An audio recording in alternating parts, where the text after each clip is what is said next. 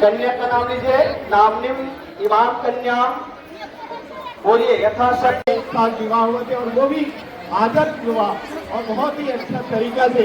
एक लिए हम सब पूरे छत्तीसगढ़ वासी एक साथ मिलकर पूरा मान और भराती वाले दोनों हार्दिक अभिनंदन। महेश यादव जी उपस्थित है, उनके लिए एक बार जोरदार ताली बजाएं।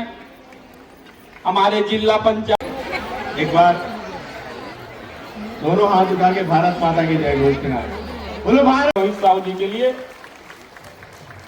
साथ ही साथ आशीर्वाद देंगे। ध्यान दो। वर महोदय के दुल्हा राजा के गले में जो कपड़ा देना चाहे तो कन्यादान गौदान रूप में आप कुछ आपके साथ कुछ राशि दे सकते हैं। ओम महीं विभोग। बड़े भैया सुनील सोनी जी, बड़े भैया पुरंदर मिश्रा जी, बड़े भैया मोतीलाल साहू जी। इस प्रकार अपन बेटी के शादी में बहुत चिंता होती है। वो कन्या के हाथ में आटे का गोला जिसके अंदर गुप्त दान के रूप में सिक्का रखा हुआ है। वहाँ पर बांधना है